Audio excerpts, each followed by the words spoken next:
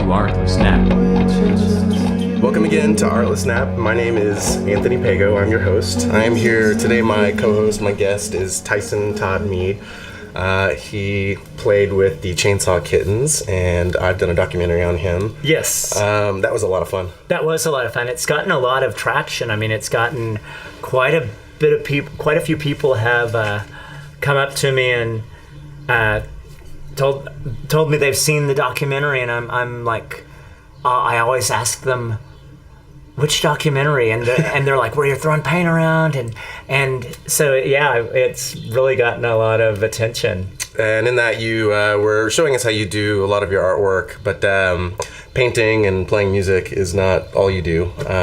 Soon you are now officially a candidate for a federal position. I am running for U.S. Congress District 5. Yeah, and you've got some pretty big league people that you're running against, right? I do. There's 6 candidates altogether, and it's been really this I have to say to begin with, everyone has been actually really supportive of each other, and we all, and I know I feel this way, I want the most suited person to win. Right. And I feel like in my heart that person is me, because my heart has told me you have to do this. To run.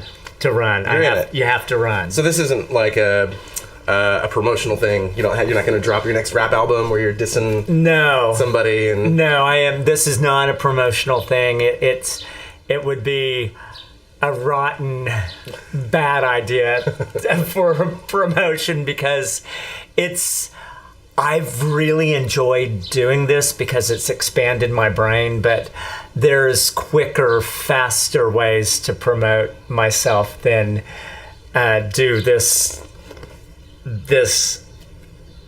what seems to be 16, 18 hour a day, completely go, talk to this person, now go meet with this person, now go get your signs, now go talk to the people at the blues festival or whatever, it's all been really great, and it's all been this fast-paced roller coaster. And at my age, it's not that I'm old, but I never would have imagined that I would be doing something like this, because it's fast-paced like rock and roll, but it's fast-paced in a whole different sort of way, where you're meeting all these people, and in rock and roll you can kind of slough off things a bit, but in this world you just have to always be on it. Yeah. I've tried not to be a deer in the headlights too often during the campaign. Your social media presence is really impressive. Not just before, thanks to your fame and your hard work, but just what I've seen on your pages. And can you tell people where that's at? But there's a lot of action going on. There is a lot of action. You can go to Tyson Todd Meade for U.S. Congress on Facebook. You can also friend me on Facebook. I'm completely transparent. I don't mind if you know everything about me, and I am Tyson Todd Meade on Facebook. I'm TT Meade on Instagram, and I'm, get ready for this one, Dada Camel Talk on Twitter, because I was living in Saudi Arabia when I got on Twitter, and I wanted to talk. I love camels, even though I think they're dromedaries there. Okay. I don't think they're actually camels. I think there's a 1 hump, 2 hump difference. Interesting. Between a camel and a dromedary or whatever. Okay. But I lived in Saudi Arabia, and so I was going to talk about camels and Dadaism, which I never did, but then I kept the Dada Camel Talk. But with that being said, living in Saudi Arabia and China as well, I realized, I had the epiphany the other day that, I didn't look at this international experience, but I was out of the country for 8-9 years living in China and Saudi Arabia, so that I will be able to use that in Congress and on different committees that would be voting on international issues when you think about China or you think about the Middle East. And I still have many friends in both of those places. In Saudi Arabia, I don't agree with their government practices, but I do love the people. Yeah. And China, love the people there too. And the thing about China is they love us. They love America, and we should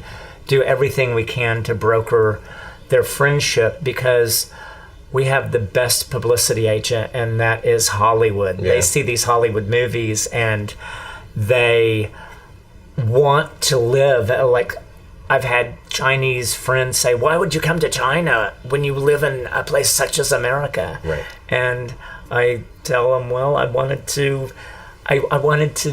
do something different. I wanted to kind of reboot myself, which I did when I lived in China. And so now you must be, at least partially, are you totally fluent? Is it Mandarin? What? Mandarin. Oh, Yeah. 我说得不好. Oh, 我说得不好. I can almost get around what I would like to do if I'm going to be in China at all again in any sort of capacity, is just take a immersion course, because I recognize words and I know their grammar rules are super easy. It's just like the vocabulary, really. Yeah. So legislature has a different vocabulary. I mean, they absolutely. They have like I said, my brain is expanded, and the way it's set up, and this is how it is, and I'm not saying bad or good. They have offices set up where, if you're not in the political system, it's very difficult for you to understand what's going on, and if you don't have a lot of money to hire like a campaign company, then you have to do some quick learning and hope that you're not, I'm not breaking any laws, but there's been a few times when I've thought, where is the law on that? And I always err for the super safe side, because I don't want to break any laws, but there it's its own. It's like, well, it's kind of like explaining baseball to my Chinese friends. Can't imagine. Which is very difficult. Yeah. Why is he waiting there? Why is the guy? Why are they exactly? Just what sitting is there staring this? before he throws the ball? Yeah, exactly. I want to hammer on some of the issues. We're in Oklahoma, but you're going for a federal position. Probably going to have to waver between some things that apply to both states. One of them that we're dealing with really big time over the next few weeks is 488, the state question. 788. 788. Yeah. I called it 688 at one point. I've been taking numbers off of it, but it is 788. 788. Yeah, and that's there are ads going around right now that are kind of misleading people. Oh, completely misleading. Saying it's going to be totally legal. Yeah. And that college kids are going to be growing weed in their dorms. It's and the one thing that no one has, and this is on Ballotopedia. What is that? Ballotopedia? Oh yeah, that's right.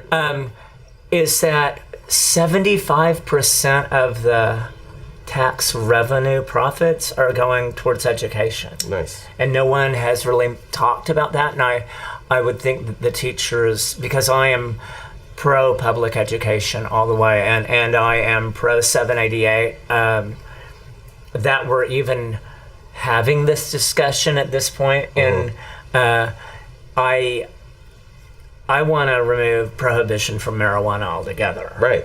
And bring cash into the state that we could really use for public education and to fund Medicare for everyone. That's important. I think a lot of the critics, when you mention the money coming in for education, that's why it's kind of a dirty phrase or dirty word. They think, well, look what happened to the Rivington Park. Look and what's happened to the lottery. Right, the lottery. Exactly. I don't think a lot of them are aware that some of those funds, they did show up, but they were shifted to other programs. Exactly. Well, with the lottery, and I learned this when I had an interview on KOSU, that the lottery money goes to education, but they took away the actual education fund and replaced it with the lottery fund, and it isn't what... It's a shell game. Yeah, it's a shell game. Pushing stuff around.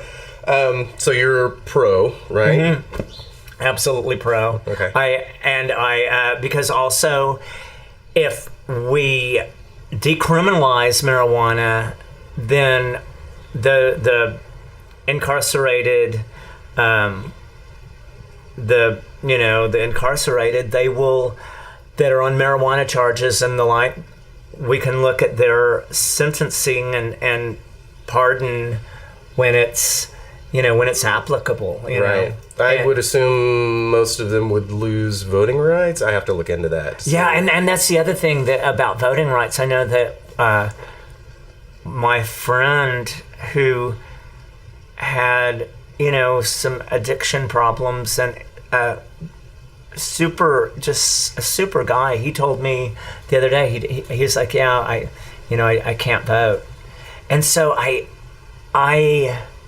think we need to look at those, and of course that's, I think, a federal level. Right. So I'll be federal level. So a lot of things at federal level, I would like to look at and have a team of really smart people helping me. And I've had quite the other thing, and I'm going off into a tangent, but as soon as I announced my candidacy, I had quite a few people come out and say, oh, my dad is a retired U.S. diplomat, or my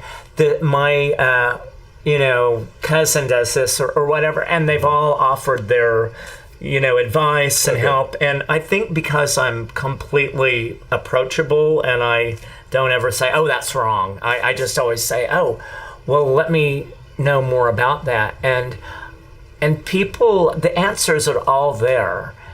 And today, they are there more than ever, where it's with the internet and such. And I had this discussion with a friend of mine, about how millennials learn that they gather information in like a group, whereas I was raised, you found information on your own. Right. Sit down with a newspaper in the morning. And or the encyclopedia or whatever, and it was in a book.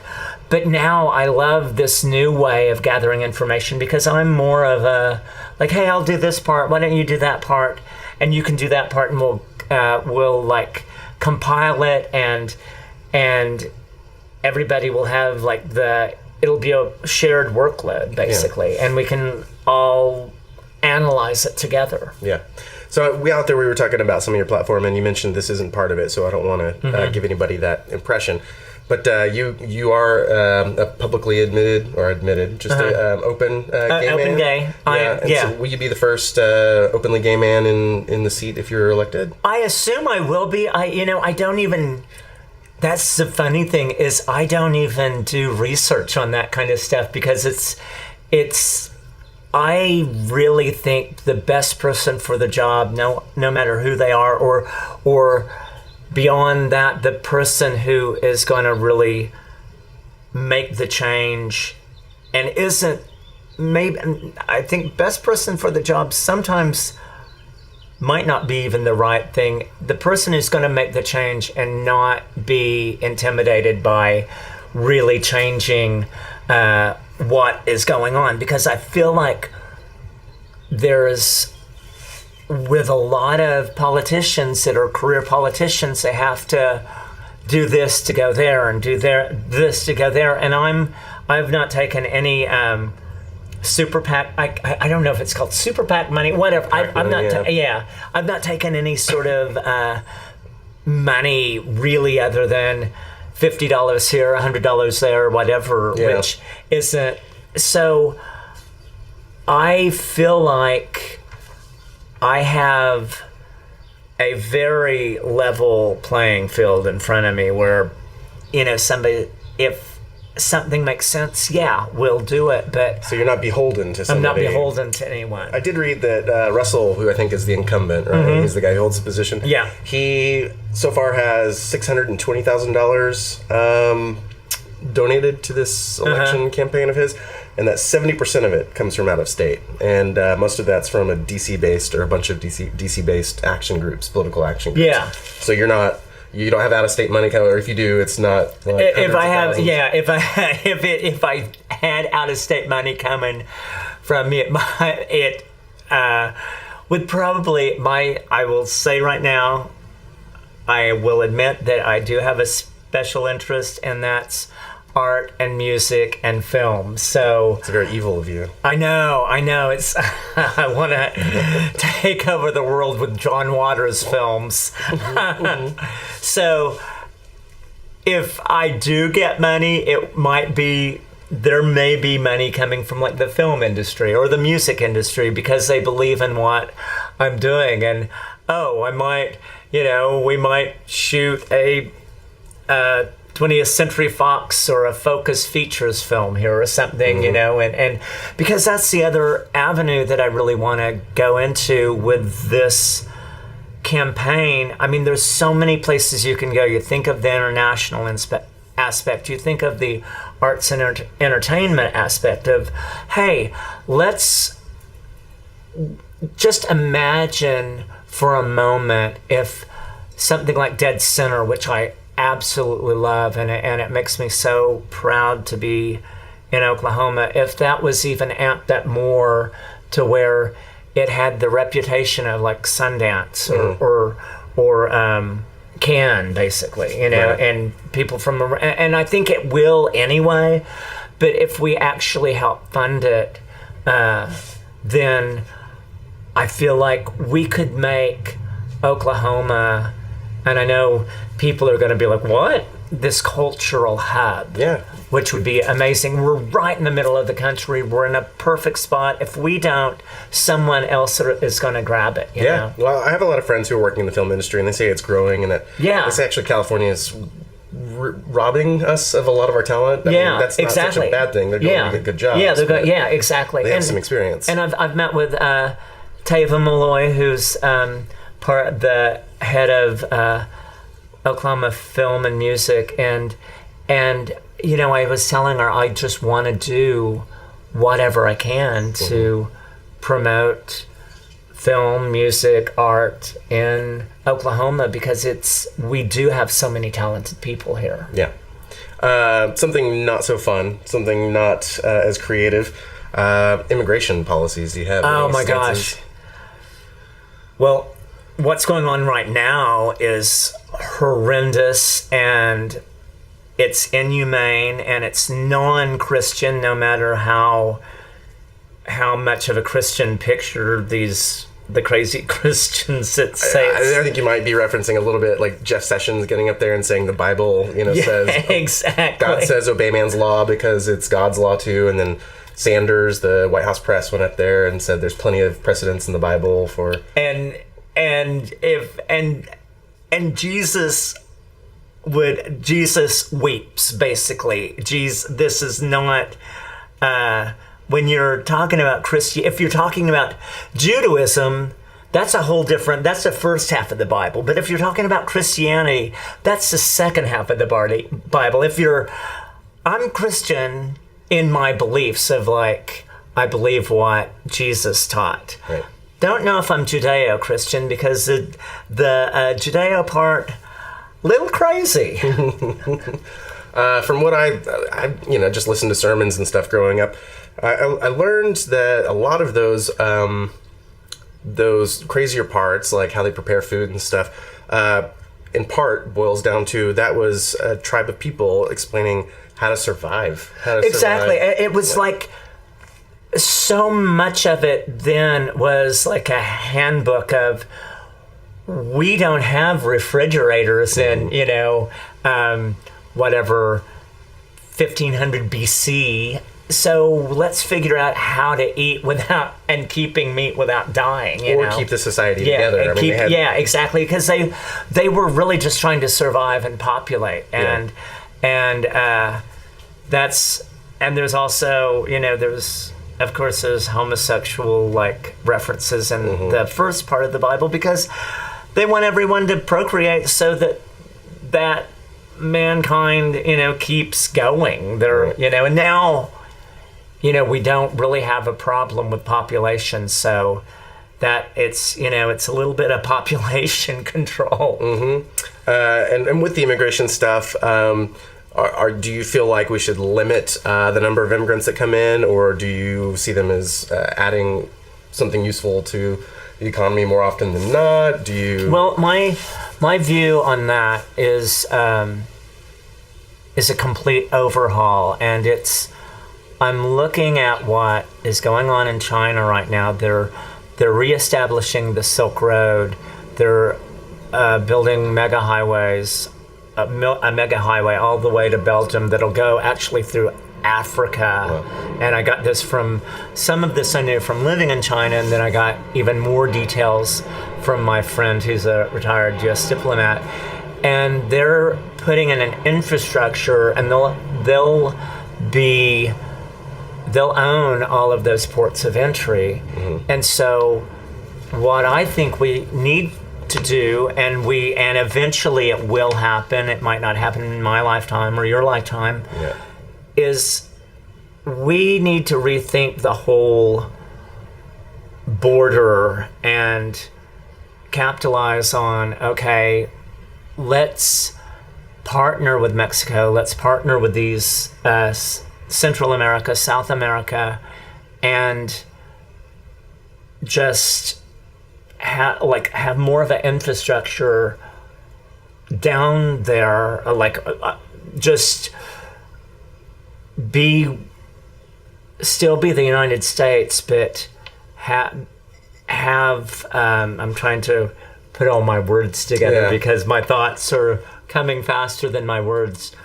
Basically, if we could follow in China's footsteps, because they are going to become a world power. They are a world power right now. And if we look to what they're doing, basically do the same thing. Because one thing I learned when I was living in China, they're communist, but they run their country like a corporation.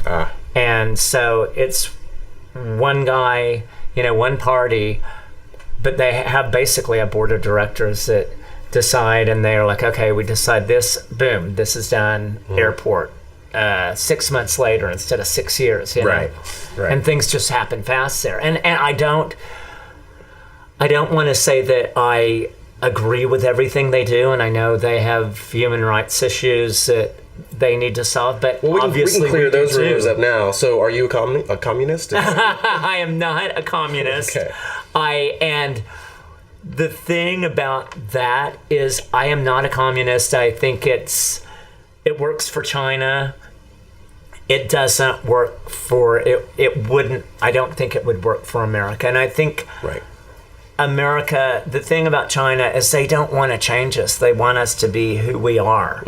And so we shouldn't be threatened by their communism. Russia, I don't know about. It's a whole different sort of thing going on there. Yeah, I think, and I don't want to spread rumors, but I've heard that there's a little bit of kind of mafia ownership, and things have been really bad there since forever. Yeah, and, exactly. I think in the 90s they got rid of some casinos that were laundering mafia money, and that they still had their oligarchs who took over industry, but they began to turn it a little more business-like. Still the mafia running it, or like the people who act mafia-like. But they weren't able to do quite so much to screw over the people, and things started slowly improving, and Putin took credit. And that's why he's kind of right now president for life, kind of.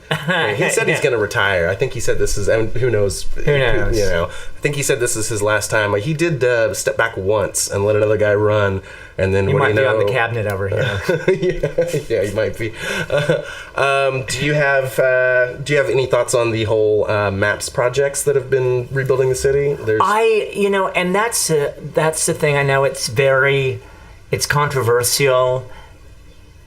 to some extent, like I know some people are like, oh, why are they spending all this money on downtown? And I actually, as someone who has traveled all over and, spent lots of time in New York, lots of time in LA, lots of time in Seattle, I know how important an actual downtown, like a really nice downtown is, where if you're coming in and you're visiting, you want to be able to go to one place if you're, if you don't have a car or whatever. And downtown is getting to that place where you could stay down there and walk to restaurants and see museums and I really love what they're doing. I may get more information that and so I am not. I don't want to say that. Oh,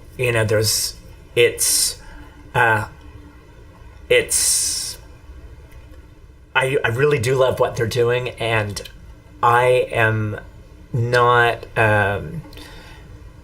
I just hope they keep doing it and build, just make the downtown really appealing for tourism and such. So you would be overseeing Oklahoma City, Edmond, Shawnee, Seminole, Pottawatomie County, Oklahoma County. And that's a lot more than Oklahoma City. Yeah.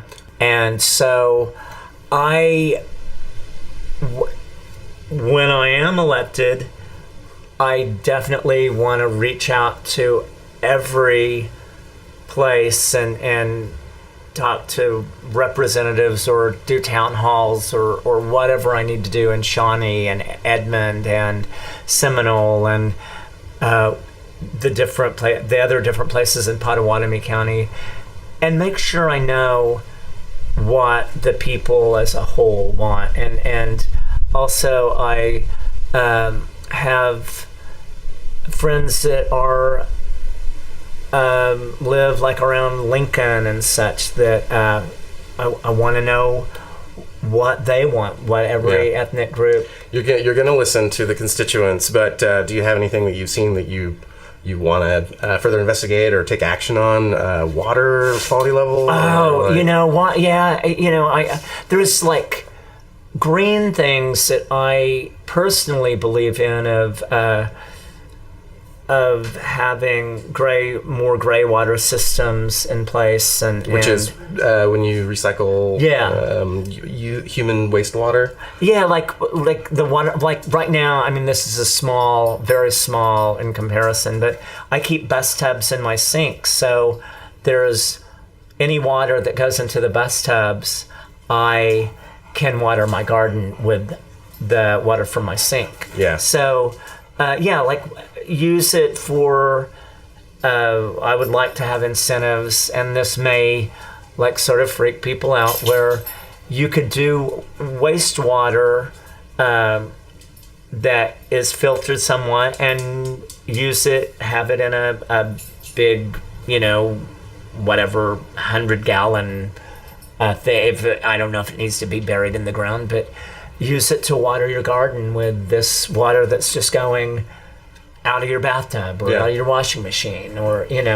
So ecological stuff is something. Ecological stuff is very important to me too. I there's just so much we need to do. The water table, I guess, is quickly evaporating because of this is a hot, a thing that people are like, no.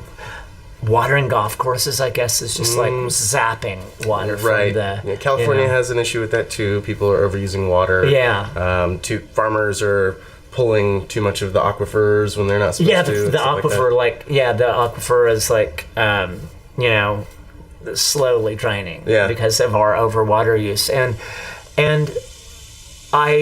there's in regions in Oklahoma City, there's I know my friend Chris in Mesta Park has a garden. You can have a garden in your front yard. And so I think, and that's what they do in China as well. They garden all their land, and they don't have lawns. I mean, we're I think the West is sort of lawn crazy, you know. Yeah. And if you want a lawn, that's fine, but we need to figure out how. And I know it seems like a small, like that's not an issue, but water conservation is an issue. Yeah. And we've got to figure that out too. There's a lot that we have to figure out because water is as we know, if we don't have water, we don't have life. No, so, we have nothing. Well, we certainly don't have smoothies or tea. Yeah, exactly. We just don't have life. There's a little thing around here called a pothole. I guess that's really infrastructure. Yeah. Are you ready to get some experts together to learn, what you can do if a committee is formed for a national level infrastructure program or a state one? Have you looked into, whether your position will allow you to? I think that's more like I would like to be involved however I'm needed, but I would hope that the county commissioners in each county take that on because that's their job. But I think we vote them in, so if they're not doing their job, which is taking care of roads and tunnels, bridges and tunnels and roads and highways, then we vote them out. Yeah. All right, well, good. We'll take a quick break, and we will be right back. This is Tyson Meade, and I am Anthony Pego. This is Artless Nap.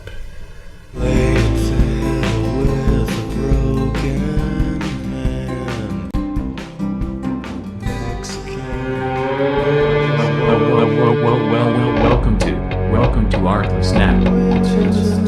Welcome back to Artless Nap. I am Anthony Pego, here with Tyson Meade, soon to be Congressman Tyson Todd Meade, yes. Yeah, we were U.S. just talking. House of Representatives. So I guess you're getting more notoriety.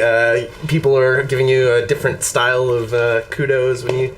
It's been really a little crazy because the now my friends are my friends, but now.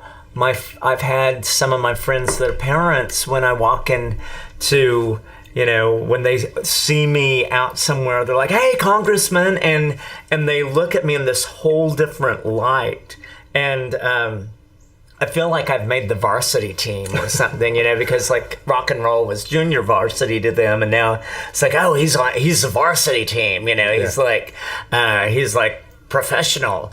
And I haven't changed at all, but I have this, new perception around me. And there's the people that know me and have known me forever, and still they know that I've always been very, in my art and my music, I've always approached it with integrity and with my heart. And they know that that's how I want to approach this position, where I want to do the right thing, and your heart is the thing that always tells you. Yeah, you had you have a phrase, love, unity, progress. Love, unity, progress. That's my one of my catchphrases, and I also. One thing I was saying to a friend is I would rather lose with love than win with hate. Yeah. So I just want to do everything the high road, and when someone, if I do get to the point where I'm being, dragged in the mud, I'm just gonna say, oh, that mud is really muddy. Yeah. I want some of the people who are seeing you for the first time or hearing your name for the first time to learn a little bit more about you. I know that they can definitely watch the documentary on YouTube, but I'd rather you just, can you give a quick rundown? I mean, there was the Chainsaw Kittens, but you have so much more. Yeah, I guess there is so much more. I was founding member leader of the Chainsaw Kittens, and before that I had a band, Defenestration. But Chainsaw Kittens, we made, I don't even know, 5 albums on various major labels. We were very much championed by the Smashing Pumpkins, and Butch Vig produced one of our records. Spike Jones did a video for us. So I did that. That ended 20 years ago, more or less.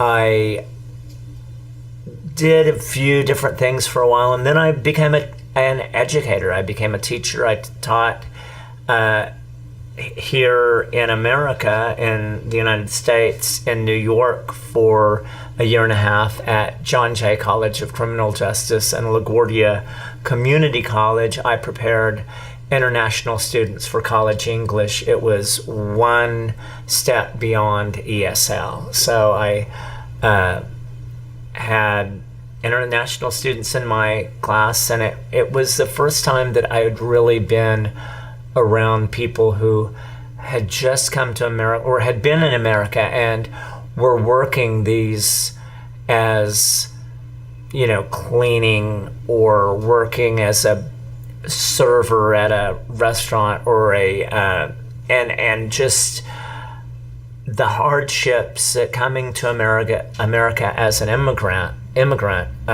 what it's like. So I got to see that firsthand with my students, and I tried to be as there were some I told all of my students, I will meet up with you after class if you would like to go over grammar, or if you want to meet, I can meet and we can talk about what I've talked about in class, because I felt like I was born lucky and a lucky zip code.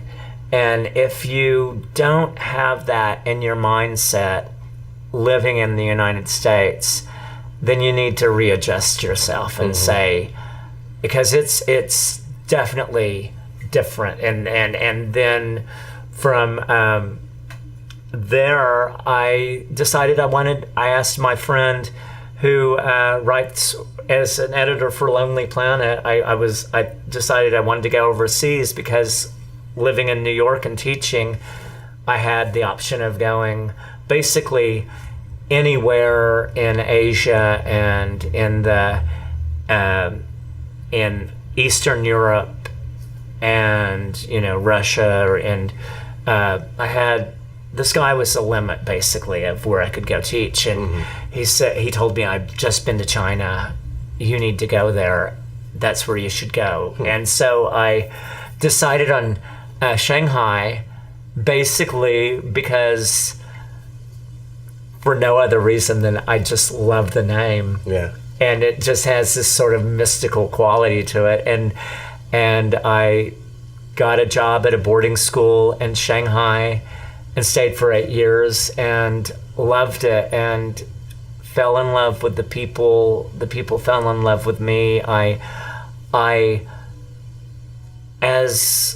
When I was there, I soon learned that I was actually not a diplomat sent there by the government per se, but I was representing the United States, and I had to represent the best me I could for my students. And I often judged speech contests, and I tutored quite often, and whatever I could do to foster a relationship between us and the Chinese was very important. And at the same time, I taught with there were Australian teachers and British teachers and teachers from basically all over the world there that I became friends with, that no matter who I was with, I always, in the back of my mind, thought, I'm representing,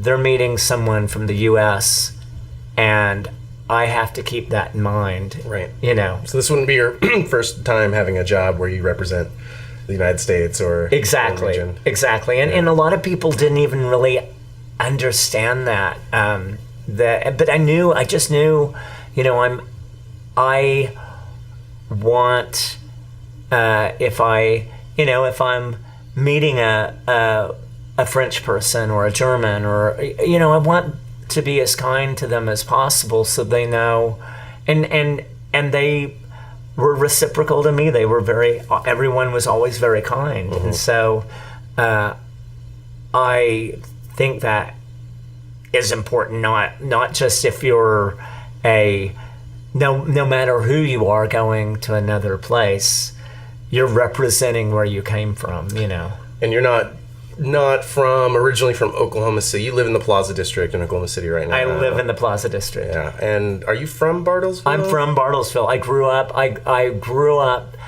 in the Osage, 7 miles outside of Bartlesville, but I went to Bartlesville College High School at the time in Bartlesville. Yeah, so I lived there. Let's see.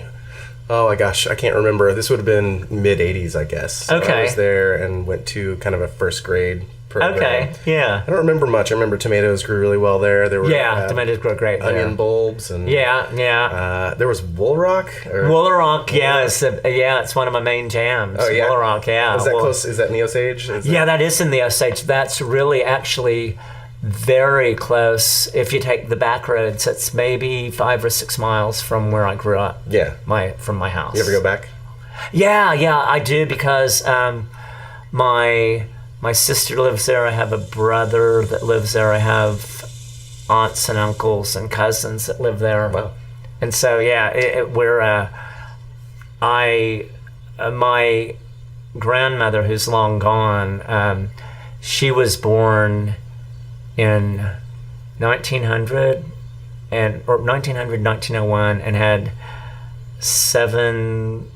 9 kids, and most of them stayed in Bartlesville and Dewey. So they're still there. Yeah, so the ones that aren't dead, yeah. Right, well. It's not a big place, I don't think. No, it's kind of an oil industry thing. That was where Phillips was located, and so we have the Frank Lloyd Wright Price Tower, and we have a skyline for a town of like 30,000, which is really, and when I was growing up, I grew up in the 70s, it was one of the richest towns per capita in the U.S. Wow. And being an adult, I realized that I was given, just by living there, a lot of perks that most kids just don't get. Right. I mean, my dad worked at Phillips, so we had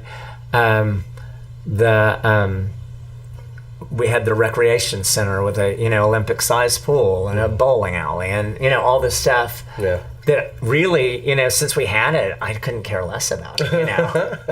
Yeah. And so many kids would just love things like that, and now I realize how, and I knew, like, I was a pretty good kid. Yeah. I was happy. What happened? And stuff. Yeah, what happened? Yeah, and then I got in a rock and roll band. Then I ran for Congress. Oh God, keep going downhill. Yeah, exactly. It's like, man. Who knows if you'll continue getting Christmas cards from your family after the whole election season? I know. You mentioned you are a teacher. I guess you never stopped being a teacher at some point if you've done it long enough. Yeah. What are your thoughts on, we're trying to fund teachers and we had the strike? Were you paying attention to the strike? Absolutely I was, and I was mortified and disgusted by the state legislators, how they were so holier than thou about the teachers, that they're like, well, they should just get back to work and they don't need to make, they need to get paid for what they're doing. Yeah. And what drives me so crazy is if we rethought everything here and made education a priority and funding public education and paying teachers not just a living wage but more than what the surrounding states pay them, then we would have teachers coming in from Arkansas and Kansas, and that means we would have industry coming in. Because if you're a parent, I know that my cousin, who is actually my cousin's son, he would be my second cousin, he just got married, and he was talking about they had to figure out where they wanted to live because of the school systems. They didn't know if they would be buying, a house later down the road or not, or saying in the one house, and that's a very typical, if you're a white collar worker, you would rather not pay for private school. Right. And you would hope that you could send your kid to a great public school. Right. And, you know, we do have these, I guess, class and arts and science is a magnet school, and it works well, and I think there I do like the idea of magnet schools. Harding, that charter school is a neighborhood funded, from Interesting. what I've been told. Other charter schools are more money makers, so like that gets into a very gray area. So if it's a charter school, we have to be very careful about what kind of charter school. That's good. I'm glad to hear that. Yeah, we've had a lot of discussions from people who are all too glad to rob public-funded schools. I use the word rob because Yeah, exactly. there are some good ones, and then there are some who legit are clearly out to either establish their own curriculum that doesn't necessarily jive with modern curriculums in most schools. Yeah. And I feel like that's a little bit unfair that you can pull away exactly public funding. Are you going to push for both? You want both? You want more reasonable selections in how we approve charter schools, or do you think there's a way to solve that? I want to get in there and hear everyone's opinion, but who I want to talk to are the long-term teachers and the long-term principals, and see where they stand and what is going to be the best. And also, I think it's good to look at other countries. I hate to bring up China again, but their school system, they raise some of the smartest kids in the world, and the way their school system works is like class in arts and science on speed. You test into a school, you test in, and these kids, and I'm not saying this is the way to go, but it's something to think about. They test into school, like they may live in a village in Hunan province, but they may test into a school in Shanghai that's like one of the best schools. It's almost like they treat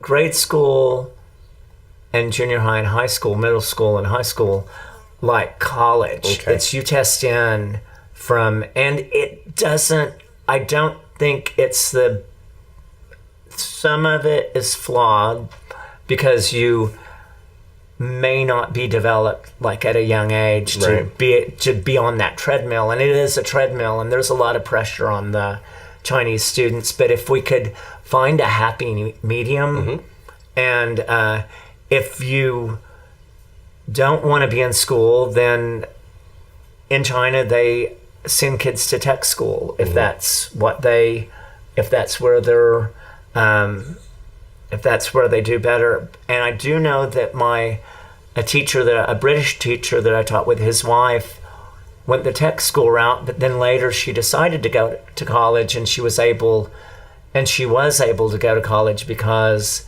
she was older, which happens here as well. Right. So go ahead. Well, I was going to say, I have hope for us. I know that's how we built. My stepfather was one of the guys with Ron Norick. There was a whole big team who, they traveled the country, they traveled the world. They went to China. They went, I don't know if they got ideas from Russia, but they went everywhere, all sorts of states around here.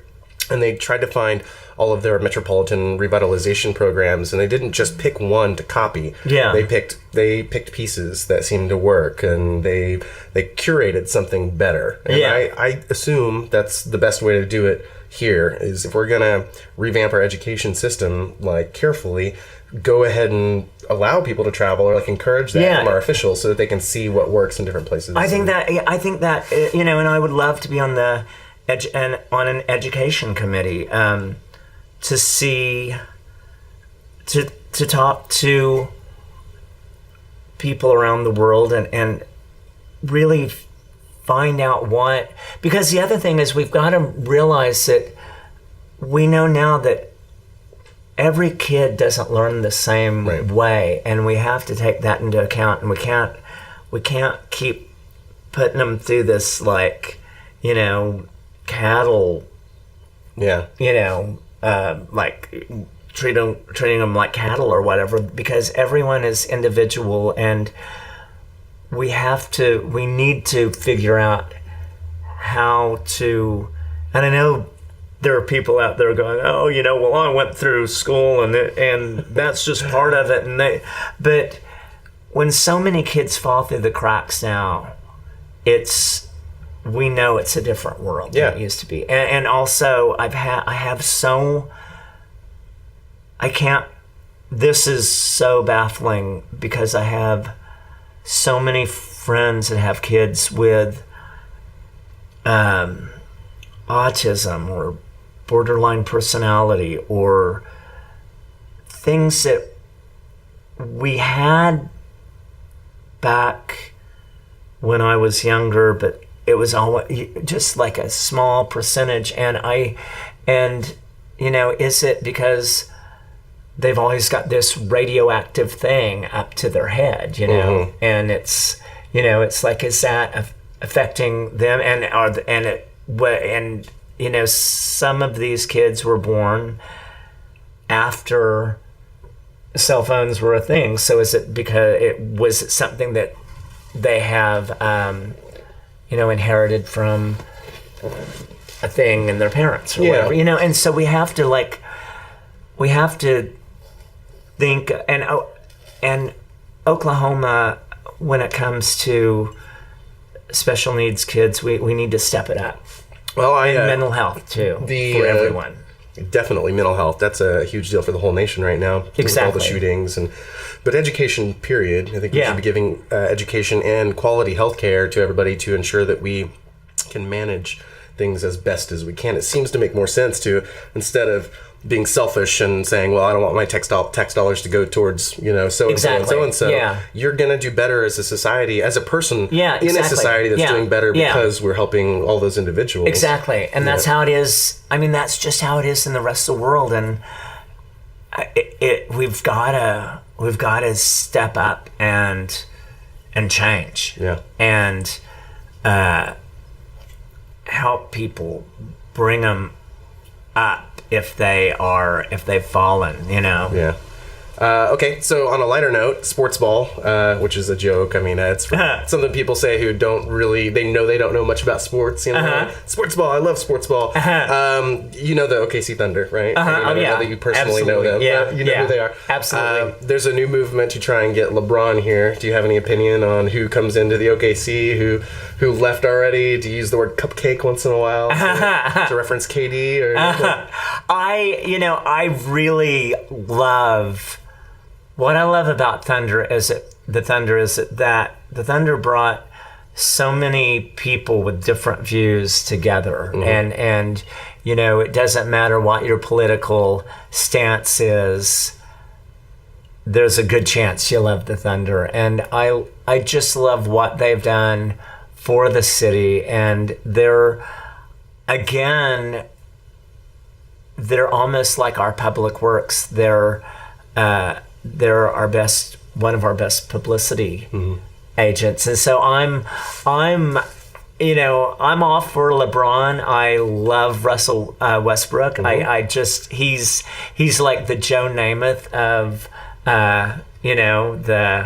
what do we even call these decades? The 2000 teens? I don't know. Yeah, the teens, I guess. It was the aughts, but we didn't learn that until the last few years. Yeah, exactly. The teens of the 21st teens, he's just, and I would, when I'm in Congress, I would beg him to be part of a team to just figure out maybe sports aspects, or because I know he does a lot of charity Yeah, they work. do outreach. All of them And, do. They yeah, all of encourage them it, do. Yeah. So, I would love for them to be involved in just helping move, because they have actually been on the ground moving Oklahoma forward. I feel like, and people can go to their games and leave their differences at the door when they go into the stadium, and I love that. I think they're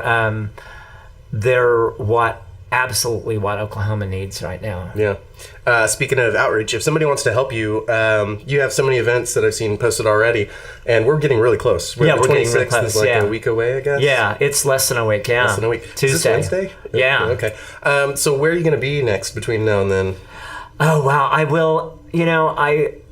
I will be at the Pride Festival, and I'll be hanging out at the Pride County Democratic tent at the Pride Festival. Oh, that's good. Yeah. Which is which day? Is that the weekend? That's the week. Yeah, that's this weekend, and the parade is one day, and then the. Okay. Yeah. Yeah. Well, we'll put it in links like down below the video or the podcast. You know, like when everything's going on. Yeah.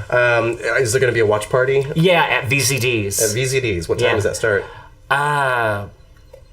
I don't know, 7, 6. So casual about it. Yeah. All right. Whenever you want to show up. Yeah, whenever you want to show up. Yeah. I know those numbers don't roll in usually until about like 8, 9, 10. Yeah. So it'll probably be like. I'll probably get there at 7:38, something like that. Yeah. Okay. Do you have any need for volunteers? You need people to show up early, or is it just kind of a come and show up and support? Yeah, come show up and support anyone who wants to volunteer. And I would like people to pass out cards when I'm in the and on the float in the Pride Parade. So if anyone wants to pass out cards, just reach out to me through any of my social media. Right, and tell them again your social media. Instagram is TT Meade. Facebook is Tyson Todd Meade, or Tyson Todd Meade for U.S. Congress, and Twitter is Dada Camel Talk, and then I have Rock Congress Now is my actual Rock Congress. That's good. Yeah. Well, when you are a congressman, are you going to come back and speak to us? Yes, I will, absolutely. You'll be one of my first visits. Excellent. Well, thank you so much. I appreciate that. Thank you, Anthony. All right, everybody. Awesome. This was Artless Nap with Tyson, potentially, likely, definitely, Congressman Tyson Todd Meade. Thank you. Of the 5th District. Of the 5th District. Early Sounds voting. like a sci-fi movie. It does. Okay, go ahead. Early voting starts Thursday and Friday, 8 a.m. to 6 p.m., Saturday, 9 a.m. to 2 p.m., and then Tuesday are the elections. So get out there, vote, and then until next time, this is Artless Nap. Thanks, guys.